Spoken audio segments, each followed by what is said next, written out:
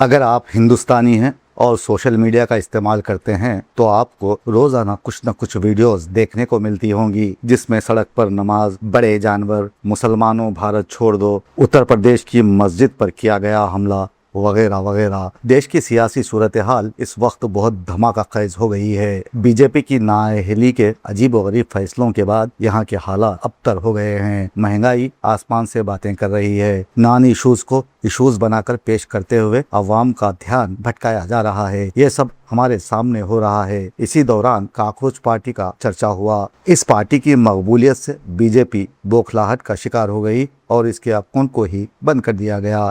ان حالات میں اقرا حسن سرخیوں میں ہیں۔ 31 سالہ اقرا حسن اعلیٰ تعلیم یافتہ اتر پردیش کیرانہ کی رکن پارلیمنٹ ہے، جن کا خاندان سیاسی پس منظر رکھتا ہے۔ وہ کئی دنوں سے ایک خاتون کی پریشانی دور کرنے، اسے انصاف دلانے کے لیے لڑ رہی ہیں۔ اقرا حسن نہایت ملنسار اور کم گفتار شخصیت کی مالک ہیں۔ جب بولنے لگ جاتی ہیں تو کسی کے باپ کو نہیں سنتی۔ ان کے خلاف پولیس نے FIR درج کرتے ہوئے انہیں پولیس اسٹیشن میں بیٹھنے پر مجبور کر دیا، لیکن باپ کی بیٹی اقرا حسن ٹس سے مس نہیں ہوئی۔ ان کا مطالبہ یہی رہا کہ ضعیف خاتون کو انصاف ملے۔ اگر ہم آج کل کے حالات پر انصاف لفظ کی تلاش شروع کر دیں تو یہ کہیں پایا ہی نہیں جاتا۔ انسان کو انصاف ایسے ہی نہیں مل پاتا، اس کی تلاش کرنی پڑتی ہے۔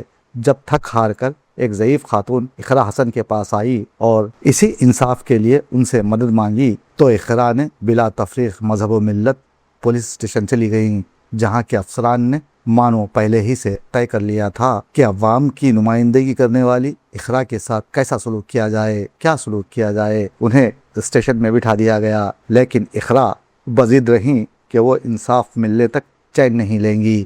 یہ تمام واقعہ دیکھنے کے بعد لوگ یہ سوچنے پر مجبور ہو گئے ہیں کہ اگر ہندوستان کا ہر لیڈر اقرا جیسا ہو تو پھر ہمیں سپر پاور بننے سے کوئی نہیں روک سکتا، لیکن شرط یہ ہے کہ ہم اپنے دلوں سے کدورتیں ختم کر دیں، باہمی تعاون و جذبہ محبت کو فروغ دیں، ہندو مسلم کا راگ الاپنا بند کر دیں، تبھی ہم ترقی یافتہ ہندوستان کے متوطن کہلائیں گے۔ کے راج میں لا اینڈ آرڈر بہت اچھا چلتا ہے، لیکن جیسا ہم دیکھ رہے ہیں میرے لوک سبھا چھیتر میں یہ تیسری چوتھی گھٹنا ابھی حال فی الحال کی ہو گئی ہے۔ تو جس طریقے سے لگاتار لا اینڈ آرڈر کی دھجیاں اڑا رکھی ہے اور نہ تو کوئی گرفتاری ہو رہی ہے اور نہ سنتشٹی کے اس پہ کوئی کاروائی ہو رہی ہے۔